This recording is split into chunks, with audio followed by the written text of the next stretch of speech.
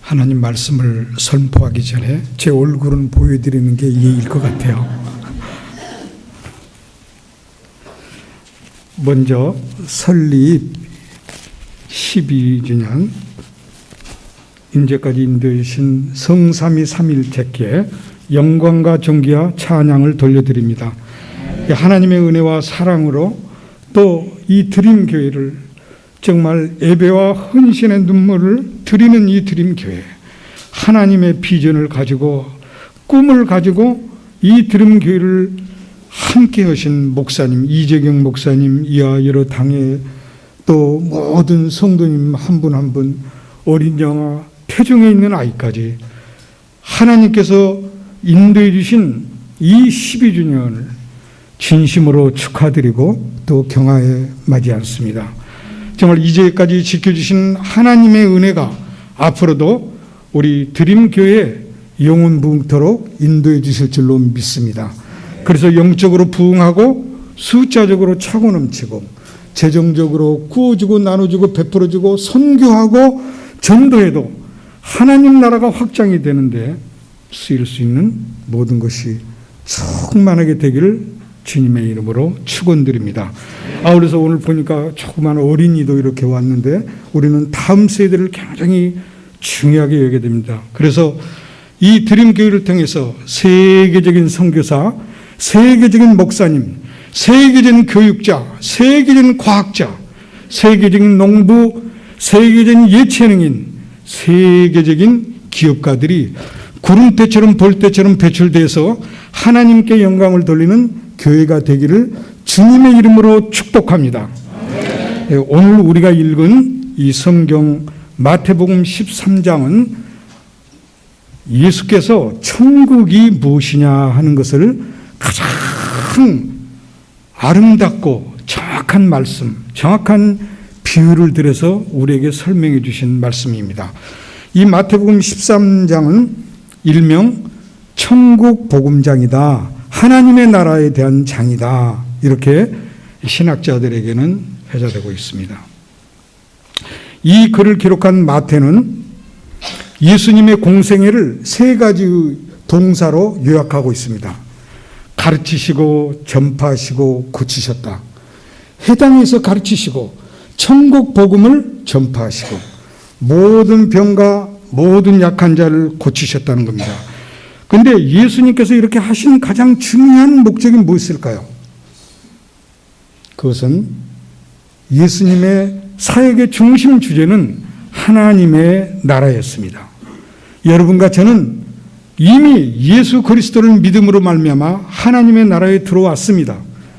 그러나 already, but not yet, 그러나 완전히 이루어지진 않았습니다. 왜냐하면 이 13장 이전에 12장 28절에 예수님이 이렇게 말씀하셨어요. 내가 만일 하나님의 성령을 힘입어 귀신을 쫓아냈으면 하나님 나라가 이미 너에게 임하였느니라. 회개하라, 천국이 가까웠느니라가 예수 그리스도가 처음으로 복음을 설파한 내용입니다.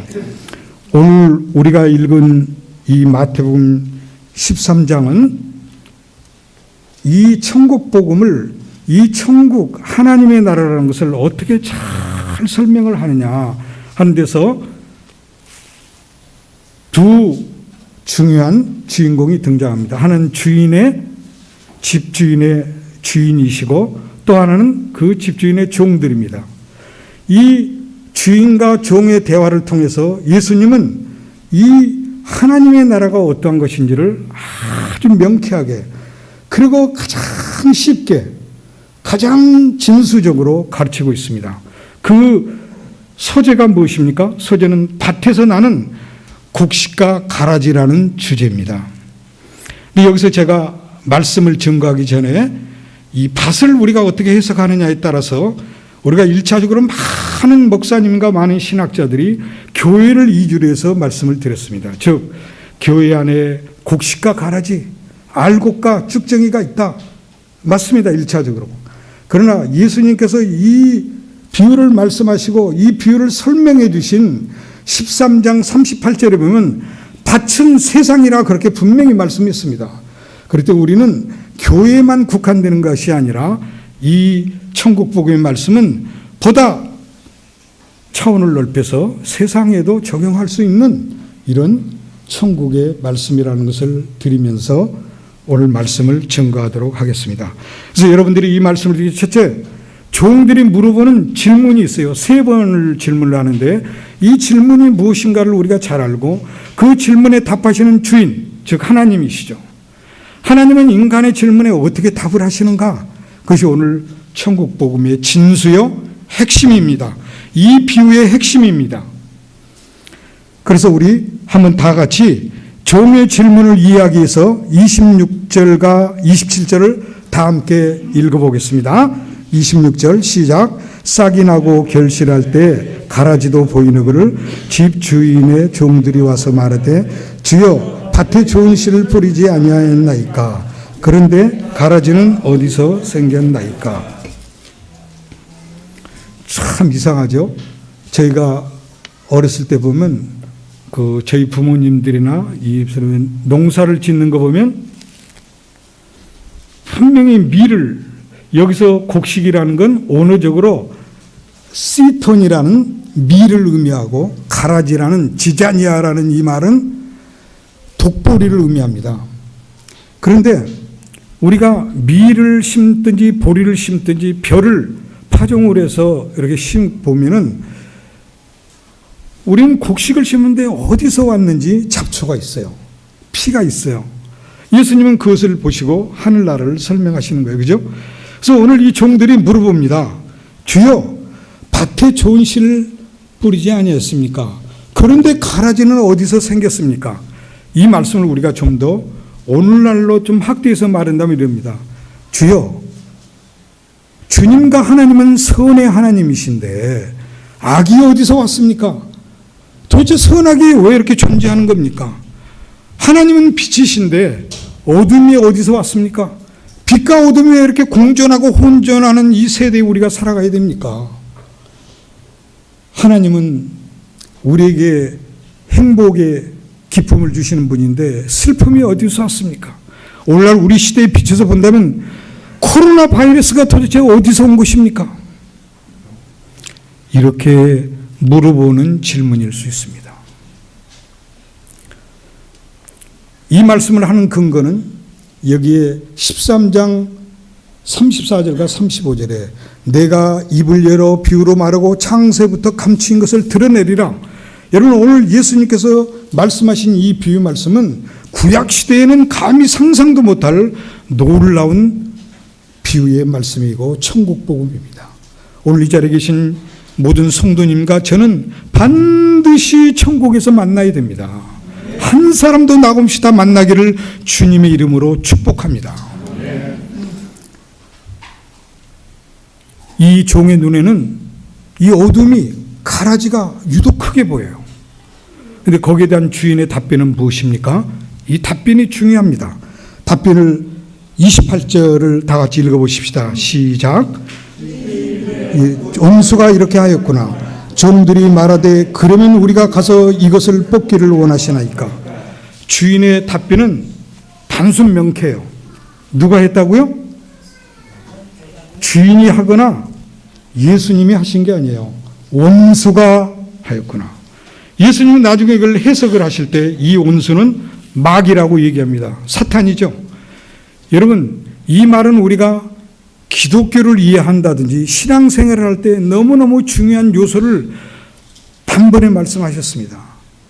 하나님 나라를 확장하고 하나님 나라의 복음을 전파하고 증거할 때 그것만 있는 게 아니라 거기는 반드시 그거를 방해하고 못하게 하고 넘어지게 하고 우리를 갈등과 번대로 몰아넣는 영적인 세력이 있다는 것을 예수님은 이 비유를 통해서 말씀해 주시고 계십니다.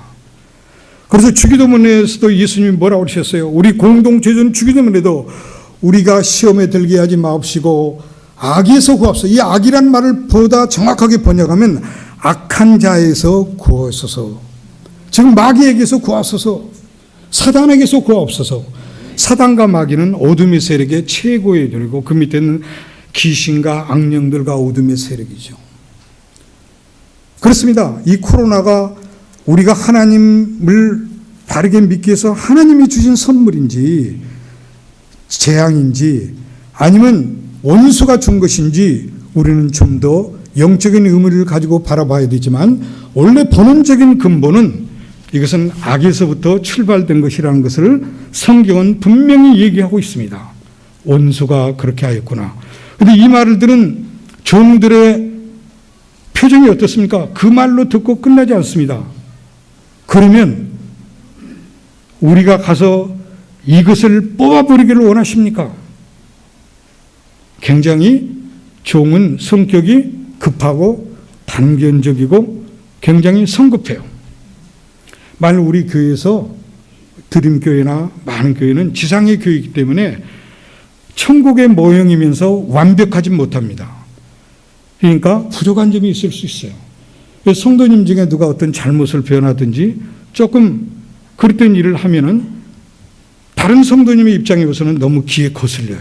가라지같이 보여요. 주님, 내가 이것을 가서 뽑기를 원하십니까? 이 사람을 당장 정죄를 해서 추방하기를 원하십니까? 이런 의미하고도 돼요. 또 우리가 이 세상을 살아가는데 우리 이웃 중에는 뭔가 우리 마음에 들지 않고 우리를 괴롭히고 악한 일을 하고 정말 상식 이하에 묻지마 그런 범죄를 저지르는 사람들이 있어요. 그것을 보는 우리의 시각은 어떻습니까? 하나님, 왜 저런 사람을 지었습니까? 우리가 가서 당장 뽑아버릴까요? 이것이 우리의 심정이에요. 이것은 우리가 농사를 짓는 농부 입장에서는 당연한 겁니다. 곡식이 있는데 가라지가 있다면 가서 뽑아야죠. 그래 알곡이 제대로 잘 자라죠. 근데 주인은 웬일인지 그런 가라지보다는 다른 중요한 의미가 있는 것 같습니다. 그래서 오늘 첫 번째 종이 물어보는 그 선각의 훈제에 대해서 책임을 마치 하나님께 돌리듯 합니다. 선각이 도대체 어디서 왔습니까? 우리가 이렇게 건강하고 행복하게 살기를 원하시는 하나님, 이 코로나 같은 질병을 줘서 왜 온 인류가 고통 속에 살게 하십니까? 거기에 대한 물음에 대한 답이 오늘 이 성경에 있다라고 저는 감히 생각해 보았습니다. 다 같이 여기에 대한 답이 또 뭐였습니까? 29절을 한번 다 같이 한번 읽어보십시다. 시작. 가만두라. 가라지를 뽑다가 곡식까지 뽑을까 염려하노라. 여러분, 이 29절의 핵심이 뭡니까? 오늘 이 29절의 핵심이 바로 이 비유의 핵심이기도 합니다. 가라지를 뽑다가 곡식까지 뽑을까 염려하노라. 그렇다면 이 주인의 관심은 어디에 있습니까? 곡식에 있습니까? 가라지에 있습니까? 알곡에 있습니까? 쭉정이에 있습니까? 밀에 있습니까? 독보리인 잡초에 있습니까? 우리는 분명히 알 수 있습니까? 그래, 네가 그 가라지를 뽑다가 그 연약한 알곡, 곡식을 뽑을 것이 이 주인에게는 너무너무 부담이 되고 걱정이 된 거예요. 여러분, 우리가 창세기 18장 16절서부터 33절까지 보면은 소돔을 멸망하기 전에 아브라함이 하나님과 대화하면서 중보하는 장면이 나옵니다. 하나님, 이 소돔과 고모라를 멸하시는 건 좋은데 의인을 악인과 함께 멸하시겠나이까? 의인을 악인과 함께 멸하시는 것은 가지 않습니다. 만일 이 성에 의인 50을 찾고 의인이 50다면 그래도 이 성을 멸하시겠습니까? 여호와 하나님이 즉각적으로 데려갔습니다. 의인 50이 있으면 온 지역을 용서하리라.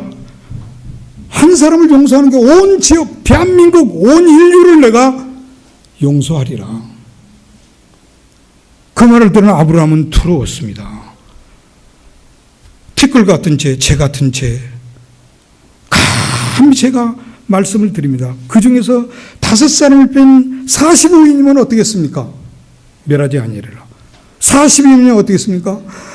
감히 말하기 없어서 노하지 마옵소서 이번만 말씀을 해서 계속 아브라함은 중보의 기도를 드립니다. 마지막 몇 사람까지 왔습니까? 10사람까지 왔습니다. 소돔과 고모라는 의인 10명이 없어서 유황불의 멸망을 받았습니다. 많은 성경학자들은 이렇게 얘기합니다. 그 당시에 소돔과 고모라의 인구는 5만 명이 됐다고 5만 명. 근데 그 5만 명이 의인 10명이 없어서 멸망을 받았다는 것은 하나님의 관심은 어디에 있습니까? 가라지와 같은 5만 명보다는 비록 초라해 버리고 있던 그 하나님의 말씀을 듣는 진정한 알곡의 하나님의 관심이 있다는 것을 우리는 구약 성경을 통해서도 알 수 있습니다. 여러분, 빌립보 가이사랴에 예수님이 제자들과 함께 갔을 때 예수님이 물어보셨습니다. 이 세상 사람들이 나를 누구라고 하더냐? 예, 어떤 이는 세례 요한이라고 하고 어떤 이는 예레미야라고 하고 어떤 이는 엘리야라고 합니다. 또 어떤 이는 선지자 중에 하나라고 합니다. 예수님은 거기에 귀를 물론 기울이셨겠지만 예수님이 듣고자 하는 답은 그게 아닙니다. 누구예요? 그러면 너희는 나를 누구라고 하느냐? 이 드림교회 있는 여러분 성도님은 나를 누구라고 하느냐? 오늘 그런 동일한 질문으로 물어보실 수 있습니다. 그랬더니 수제자는 베드로가 주는 그리스도시요 살아계신 하나님의 아들이십니다. 예수님이 그 고백을, 신앙 고백을 듣자마자 너무너무 즐거웠어. 너무너무 기뻤습니다. 바요나 시모나, 내가 이것을 알게 한 것은 혈육이 아니요 하늘에 계신 내 아버지다. 내가 이 반석, 네 신앙 고백 위에 내가 교회를 세우리라. 음부의 권세가 영원히 이기지 못하리라. 주인의 관심은 어디 있습니까? 세상의 숫자와 크기가 큰 데 있지 않습니다. 우리가 비록 여기 소수의 무리가 모여서 예배를 드린다고 하지만 하나님은 관심은 바로 이것에 있는 것입니다. 여러분, 그래서 이 주인은 말합니다. 이 밭을 지배하는 것은 곡식이지 가라지가 아니다. 이 넓고 광활한 이 황금 물결이 비치는 밀밭을 보라. 이 아름다운 벼이삭이 무르익는 알곡이 충만한 이 광대무변한 들판을 보라.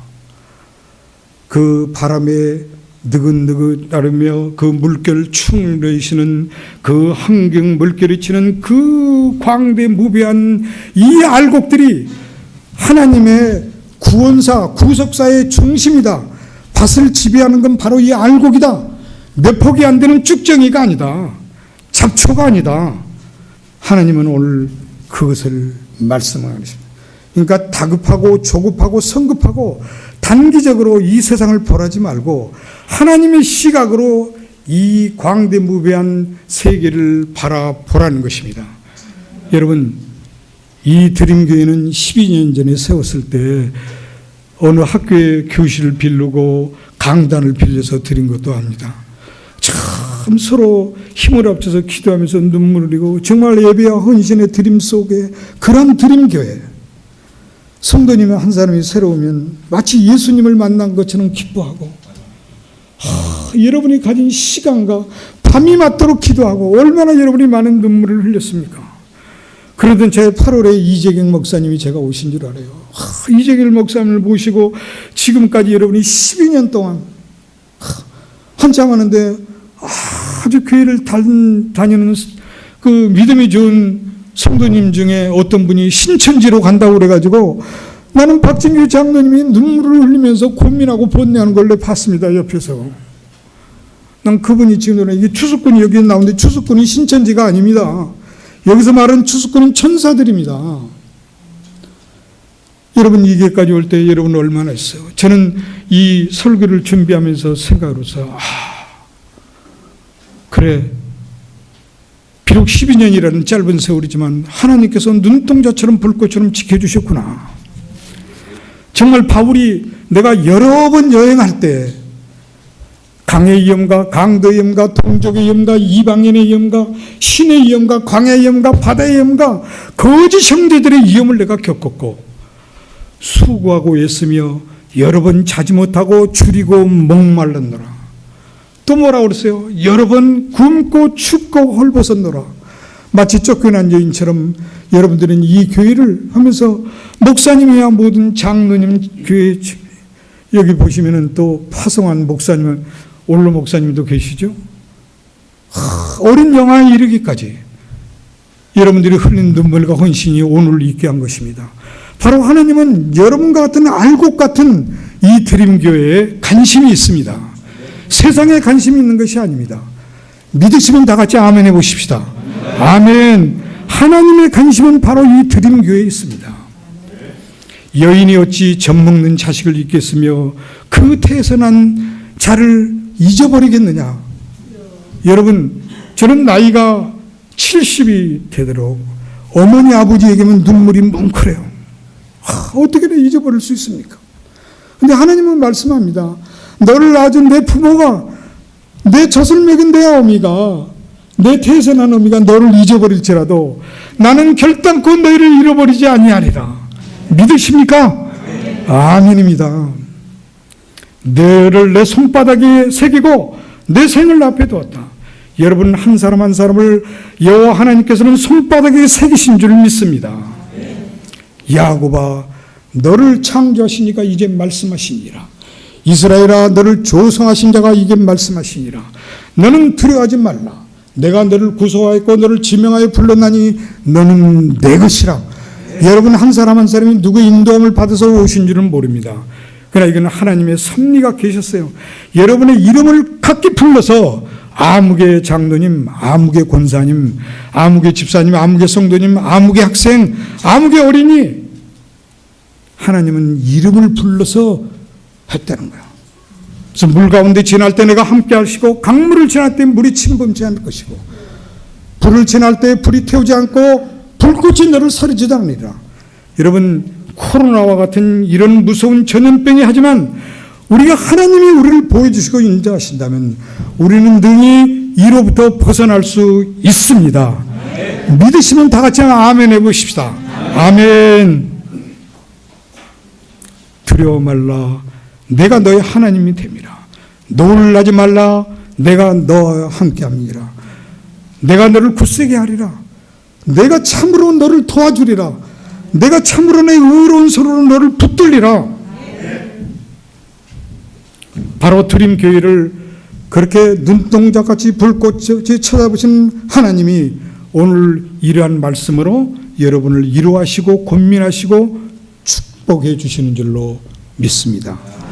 마지막입니다. 근데 이 주인의 대답 중에 정말로 내가 설교를 준비하면서 너무너무 고민하고 번뇌한 성경 구절이 있습니다. 다 같이 30절을 읽어보십시다. 시작. 둘 다 추수 때까지 함께 자라게 두라. 추수 때 내가 말하기를 가라지는 먼저 거두어 불사르게 다늘어 묶고 곡식은 모아 내 곡간에 넣으라 하리라. 근데 여기 기독교의 유명한 이 종말적인 역사관, 이 기독교가 가지고 있는 거죠. 이 세상의 종교는 그 믿는 교주나 그 신들이 나타나지 않습니다. 기독교가 다른 종교와 다른 생명의 종교인 것은 무엇입니까? 우리가 믿는 하나님, 주 예수 그리스도 성령님이 친히 나타나셔서 자기를 계시한다는 겁니다. 오늘 예수님은 이 천국 복음을 통해서 주인은 하나님을 우리에게 계시해 주고 있습니다. 주 예수 그리스도가 어떤 분이라는 걸 계시해 주고 있습니다. 성령님이 어떤 분이라는 것을 우리에게 계시해, 이것이 기독교의 생명의 종교의 본질입니다. 다른 교회는 구도자가 가서 찾아가야 돼요. 근데 기독교는 그렇지 않아요. 성삼일체께서 우리에게 찾아오시는 거예요. 그리고 마지막 기독교의 역사는 종말론입니다. 근데 이 종말론에 앞서서 나를 가장 괴롭게 만들고 가장 생각하게 만든 성경 구절이 둘 다 추수 때까지 함께 자라게 두어라. 여러분, 둘 다라는 건 뭡니까? 곡식과 가라지, 알곡과 쭉쟁이를 이 세상 끝날까지, 심지어 건강과 코로나 같은 이런 전염병 같은 이런 것들도 끝날까지 함께 두라. 오, 하나님, 가라지를 뽑으시면 되는 거지. 악을 제거해 주시면 되는 거지. 어둠의 세력을 물리치시면 되는 거지. 왜 우리가 추수 때까지 함께 있어야 됩니까? 왜 진리와 비진리가 다시 또 공존해야 됩니까?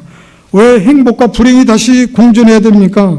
왜 생명과 죽음의 세계에서 우리가 살아야 됩니까? 여기 오늘 성도님이 상을 당하시고 오셨는데 위로받기 바라십니다. 여러분, 예수 그리스도를 믿는 몸은, 우리가 몸은 똑같은 몸인데 다릅니다. 소마라고 표현하는 몸은 예수 그리스도를 믿음으로 구원할 수 있는 몸이고, 예수 그리스도를 믿지 않는 몸은 사륵스라는 죽음의 몸입니다. 그래서 상한 자와 같으나 죽은 자의 몸은 사륵스입니다. 여러분과 나는 예수 그리스도를 구주로 이미 영접했기 때문에 여러분과 몸은 내가 설령 죽다 하더라도 다시 살아나는 소마의 몸이라는 것을 믿으시기를 바랍니다. 자, 그럼 왜 둘 다 자라게 했을까요? 이것이 바로 드림교의 비전일 것이다.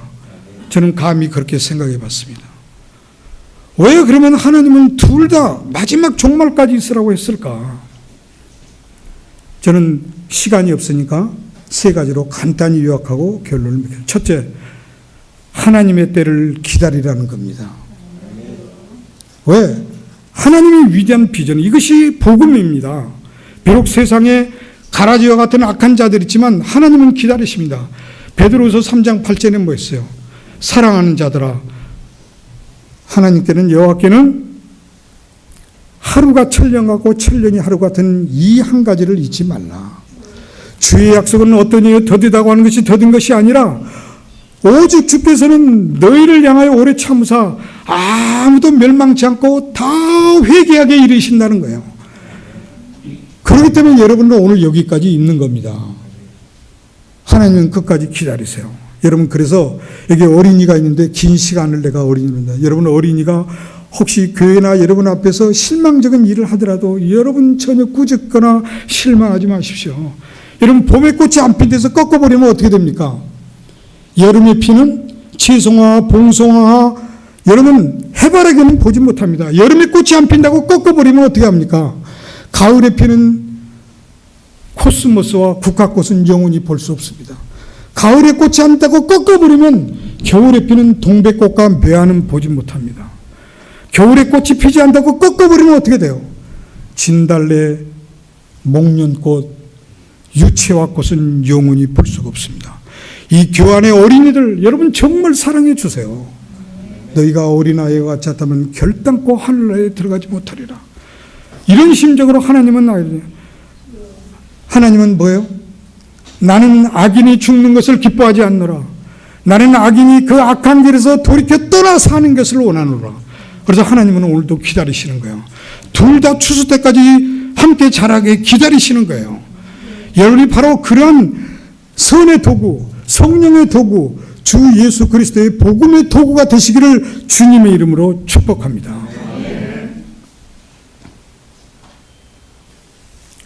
두 번째는 왜 기다리시게 할까요? 합력하여 선을 이루시는 하나님의 전지전능성이에요. 하나님은 악을 선으로 바꾸시는 분이에요. 여러분, 창세기 50장 20절로 21절에 뭐라고 그랬어요? 요셉이, 창세기 50장의 결론은 요셉의 죽음으로 끝납니다. 요셉이 뭐라고 그래요? 당신들은 나를 해하라고 했으나 하나님은 그것을 선으로 바꾸사 오늘과 같이 많은 백성의 많은 사람을 생명을 구원하게 하려 하셨다. 여러분, 하나님은 선을 악으로 바꾸시는 전지전능자라는 것을 믿으십니까? 네. 그래서 예수님이 십자가를 지셨어요. 이미 예수님이 십자가에서 모든 것을 다 이루시고 부활하셨기 때문에 우리는 세상 끝날까지 걱정하실 필요가 없어요. 이미 다 이겨는 전쟁에서 우리는 걸어갈 따름이에요.